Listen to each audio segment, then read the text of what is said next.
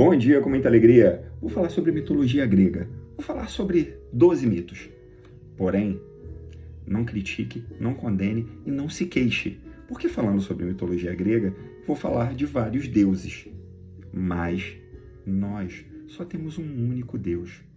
Nosso Pai Celestial, que nos protege, que nos abençoa, que criou o mundo. Então, só temos um único Deus. Esse Deus, para que você entenda, leia a Bíblia e você vai ver que quando Moisés foi ao Egito, o faraó se endureceu e se achou empoderado porque tinha vários deuses. E o nosso Deus colocou as pragas no Egito e nada o impediu. Nada. Então, não critique, não condene, não se queixe. Vou falar sobre mitologias gregas, mas temos o nosso único Pai Celestial. Pegou o código? Número 1. O mito de Prometeu. A mitologia grega conta que os seres vivos foram criados por dois titãs, Prometeu e o seu irmão Epimeteu. Eles ficaram responsáveis por dar vidas a animais e seres humanos. Epimeteu faz os animais e lhe concede vários poderes, com força, agilidade, capacidade de voar e etc. Mas, quando cria os humanos, já não tinha mais nenhum atributo para dar a eles tudo. Assim, conta a situação para Prometeu, que se solidariza com a humanidade e rouba o fogo sagrado dos deuses para entregá-lo às pessoas. A tal atitude enfurece Zeus, o mais poderoso dos deuses, que decide castigá-lo de maneira cruel. Prometeu então foi amarrado no alto do monte Cáucaso e todos os dias uma grande águia lhe visitava e fazia o quê? Ela lhe visitava para devorar o seu fígado. À noite o órgão se regenerava para que no dia seguinte a ave novamente pudesse comê-lo. O Titã permaneceu nessa situação por muitas e muitas gerações, até ser liberado pelo herói Heráclito. Então, o fogo sagrado aparece aqui como uma representação da consciência humana, da sabedoria e do conhecimento. Os deuses ficaram furiosos com a possibilidade dos seres humanos se igualarem a eles. Mas não. Por isso, Prometeu foi castigado. O Titã é visto na mitologia como um mártir, um salvador, alguém que se sacrificou pela humanidade. Número 2.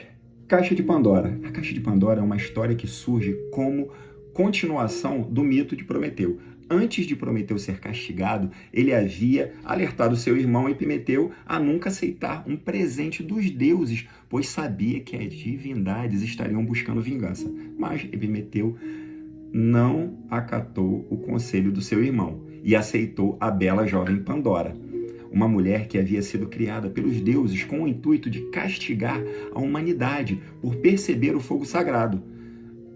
Então, quando foi entregue a Epimeteu, Pandora também levou uma caixa, e a instrução era de nunca abri-la, mas os deuses, ao criá-la, colocaram nela curiosidade e desobediência.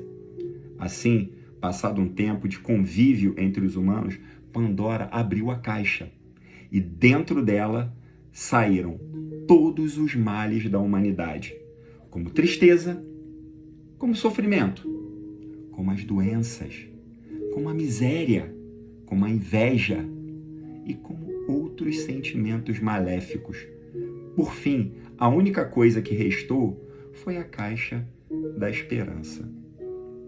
Entenda, então, a Pandora seria um mito de criação das origens das tragédias humanas. Então, ela foi responsabilizada por dar origem aos males da humanidade, o que explica também um traço característico da sociedade patriarcal ocidental que costuma culpabilizar as mulheres com frequência. Esse é só um fato, e bem pequeno. Tem muito mais histórias de Pandora, mas pegou o código? Número 3. Mito de Sísifo. Os gregos acreditavam que Sísifo tinha sido um rei de um território hoje conhecido como Corinto. Ele teria testemunhado o momento em que a águia, a mando de Zeus, teria raptado a moça Égina, que era filha de Assopo, o deus dos rios, pensando em se beneficiar a informação e vendo Assopo. Espera uma coisa, ela estava esperando, totalmente desesperada, procurando a filha. Sísifo conta que viu e pediu em troca a divindade que lhe concedesse a fonte da água em suas terras. Assim é feito, mas Zeus descobre que havia sido denunciado e decidiu punir Sísifo, enviando Thanatos, o deus da morte, para buscá-lo. Sísifo era um sujeito muito inteligente, muito inteligente. E também ele presenteia Thanatos como um colar. O deus aceita o presente, mas na verdade fica preso pelo pescoço. Afinal, o colar era uma corrente. O tempo passa e mais nenhum mortal é levado ao submundo, pois Thanatos estava preso. Assim, não há mortes na terra e o deus Ares, deus da guerra, que se enfurece. Ele então liberta Thanatos para finalmente que mate Sísifo. Mas, uma vez, Sísifo consegue enganar os deuses e escapa da morte, conseguindo viver até a velhice. Mas, como era mortal, um dia não consegue mais fugir do destino. Morre e acaba se encontrando novamente com deuses. Ele, por fim, recebe o pior castigo que alguém poderia receber. É condenado a carregar por toda a eternidade uma enorme pedra ladeira acima. Quando alcançava o topo, a pedra rolava e, mais uma vez, Sísifo deveria levá-la ao topo, em um trabalho cansativo e inútil. Ele, por fim, recebe o pior castigo que alguém poderia receber.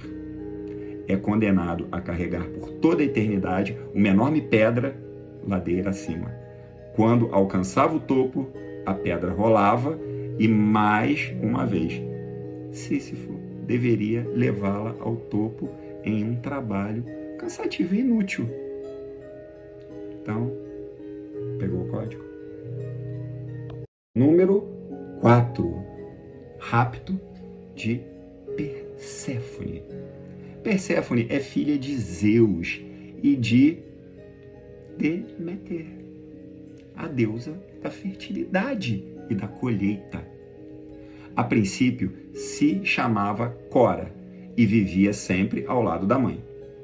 Uma tarde, ao sair para colher flores, Cora é raptada por Hades, o deus do submundo. Ela, então, desce ao inferno, chegando lá e come romã, o que significa que não poderia mais voltar à terra. Deméter sai pelo mundo à procura da filha e, nesse tempo, a humanidade viveu uma grande estiagem, sem conseguir realizar boas colheitas. Hélio, o deus do sol, ao perceber a angústia de Deméter, lhe conta que ela fora levada por Hades. Deméter então pede que o Hades a devolva, mas a garota havia sido selada a um casamento através da ingestão de romã. Que doideira, né? Entretanto, a terra não podia continuar infértil Então Zeus ordena que a moça passe metade do tempo no submundo com o marido e a outra metade do tempo com a mãe. Então, o rapto de Perséfone é uma lenda que serve para explicar a origem das estações. Na época em que Perséfone permanecia na companhia da mãe, as duas estavam satisfeitas e, por serem divindades relacionadas à colheita, era nesse momento que a terra se tornava fértil e abundante, fazendo referência à primavera e ao verão. No restante do tempo, quando a jovem estava no submundo, a terra secava e nada brotava, como no outono e no inverno. Pegou o código? Número 5. Origem da Medusa. No começo, Medusa era uma das mais belas sacerdotisas de Atena, a deusa da guerra justa. A moça tinha cabelos sedosos e brilhantes e era muito vaidosa. Atena e Poseidon tinham uma rivalidade histórica, o que faz com o deus dos mares que ele decida importunar Atena se aproximando de Medusa.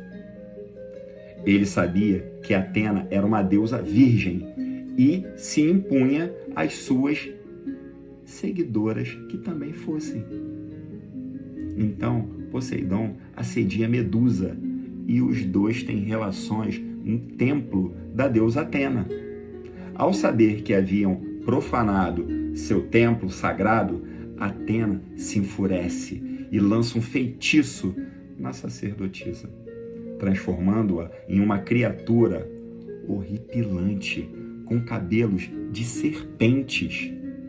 Além disso, Medusa é condenada ao isolamento e não pode trocar olhares com ninguém, pois, se assim for, as pessoas seriam transformadas em estátuas. Então, para finalizar, existem várias maneiras de interpretar os mitos. Assim como existem várias versões dos mesmos, atualmente a história de Medusa existem várias versões dos mesmos. Atualmente, a história de Medusa tem sido analisada por algumas mulheres de maneira crítica. Isso porque expõe uma narrativa em que a moça assedia e recebe uma punição, como se fosse sua culpa a violência que sofreu. O mito também naturaliza o fato do Deus tomar para si o corpo de uma mulher, o que, na verdade, é um crime. Pegou o código? Número 6. 12 trabalhos de Hércules. Os 12 trabalhos de Hércules são um conjunto de tarefas que exigiam força e destrezas extraordinárias para serem feitos. Hércules era um dos vários filhos de Zeus, com uma mortal. Era uma esposa do deus. Não tolerava as traições do marido e enviou serpentes para matar a criança. Mas o garoto, ainda bebê, demonstrou sua força ao estrangular os animais e sair ileso. Assim, Hera ficou ainda mais furiosa e passou a perseguir o rapaz por toda a vida. Um dia, Hércules teve uma crise de loucura provocada pela deusa e assassinou sua esposa e seus filhos. Arrependido, ele procura o oráculo de Delfos para saber o que fazer para se redimir. O oráculo, então, lhe ordena que ele se entregue às ordens de Euristeu, rei de Micenas. O soberano lhe ordena que cumpra 12 tarefas dificílimas, enfrentando terríveis criaturas. E quais são elas? Primeira, leão de Nemeia. Segunda, a hidra de Lerna. Terceira, a corça de Serínia. A quarta, o javali de Erimanto. A quinta, pássaros do lago Estínfalo. Sexta, as cavalariças do rei Águias. 7, touro de Creta. 8, as éguas de Diomedes. 9, o cinto da rainha Hipólita. 10, os bois de Gerion. 11, as maçãs de ouro de Hespérides. E 12, o cão Cérbero. Então, o herói grego Hércules é conhecido na mitologia romana como Heracles. Os 12 trabalhos foram narrados em um poema épico escrito em 600 anos antes de Cristo por Peissandro de Rhodes. O herói se tornou um símbolo de força, tanto que existem expressões do trabalho Hérculo.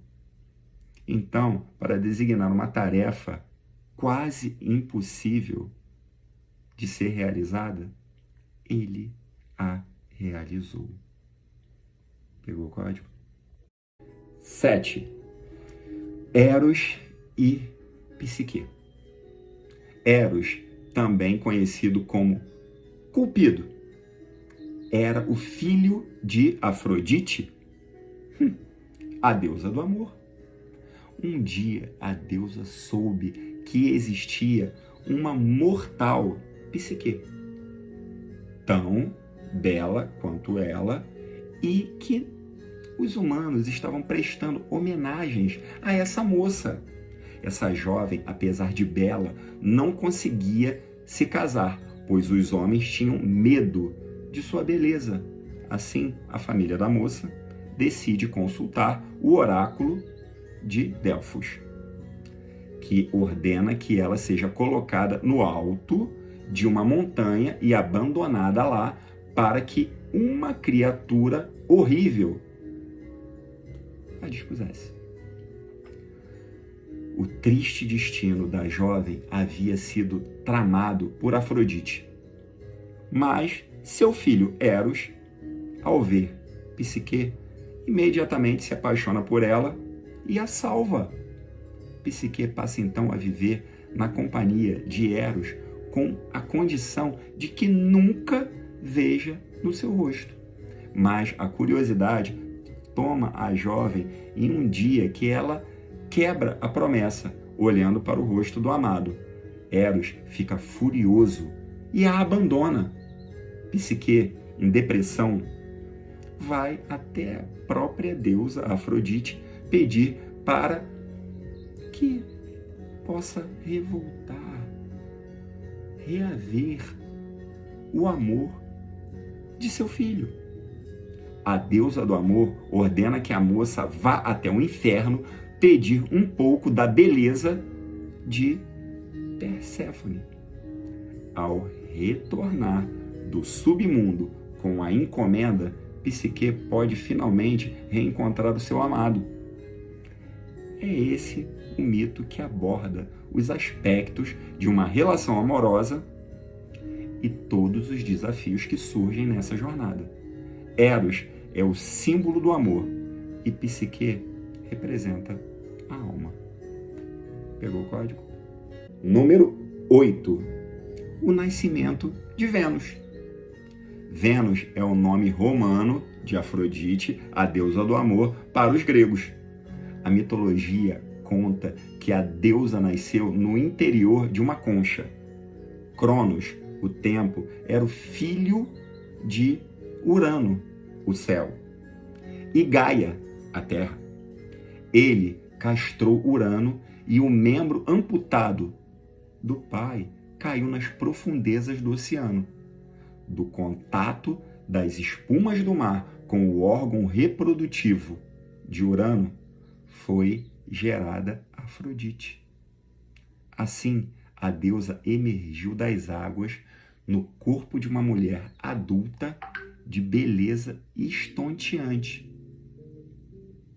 Essa é uma das histórias mais conhecidas da mitologia greco-romana e também é uma lenda de origem criada para explicar o surgimento do amor. Segundo os gregos, o amor e o erotismo foi uma das primeiras coisas que surgiram no mundo antes mesmo da existência de Zeus e outras divindades. Pegou o código? Número 9. A Guerra de Troia. A mitologia conta que a Guerra de Troia foi um grande conflito que envolveu diversos deuses, heróis e mortais. Segundo a lenda, a origem da guerra se deu após o sequestro de Helena, a esposa do rei de Esparta, Menelau. Paris, príncipe de Troia, raptou a rainha e levou para o seu reino. Assim, Agamenon, irmão de Menelau, reuniu esforços para resgatá-la. Entre os heróis que partiram nessa missão estavam Aquiles, Ulisses, Nestor e Ajax. A guerra durou 10 anos e foi vencida pelos gregos após a entrada de um enorme cavalo de madeira no território inimigo e carregava no seu interior inúmeros soldados, né? Cavalo de Troia. Então, esse é um dos episódios mais famosos da mitologia grega. A expressão presente de grego é uma referência à história, pois o cavalo de madeira, que é o cavalo de Troia, foi oferecido pelos gregos aos troianos como um presente. Após aceitarem a oferta, o presente se revelou, na verdade, como uma armadilha. Pegou o código? Número 10. O mito de Narciso. Narciso? O quê? Narcisismo? Calma. Quando Narciso nasceu, seus pais logo viram que se tratava de uma criança de beleza inigualável, percebendo que essa característica poderia causar problemas para o garoto. Eles decidem consultar um vidente, o profeta Tiresias. O homem diz que Narciso viveria muitos anos, contando que não visse sua própria imagem.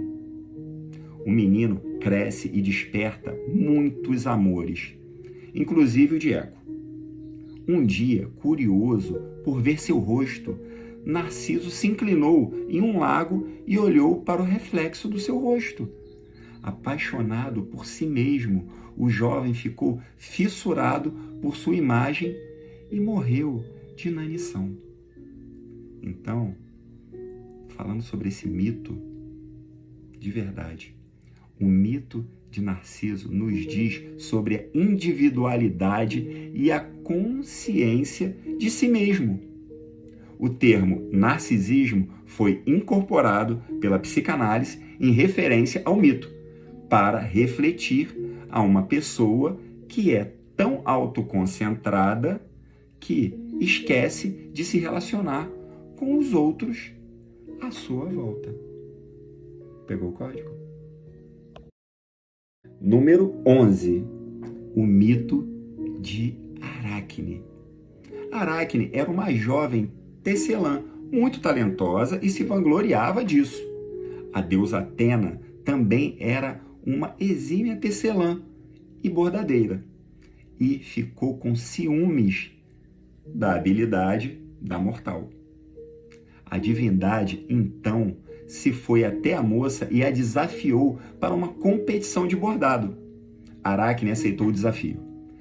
Enquanto Atena retratava as lutas e conquistas dos deuses em seu bordado, Aracne desenhava com coloridos fios as cruéis punições e crimes dos deuses contra as mulheres.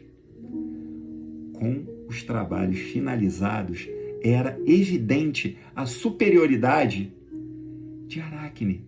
Atena, furiosa, destruiu o trabalho da rival e a transformou em uma aranha, condenada ao passar o resto dos dias pendurada, fiando. Então, é interessante observar que nesse mito, como as forças entre o divino e o terreno estão em embate, Aracne é descrita como uma mortal vaidosa e atrevida, pois se comparou com uma deusa. Além disso, a tecelã ousou denunciar as injustiças dos deuses e por isso foi castigada. O mito parece ser uma advertência e afirmação sobre a importância e a superioridade da religião para o povo grego. Pegou o código? Número 12. A queda de Ícaro. Ícaro era filho de Dédalo, habilidoso artesão.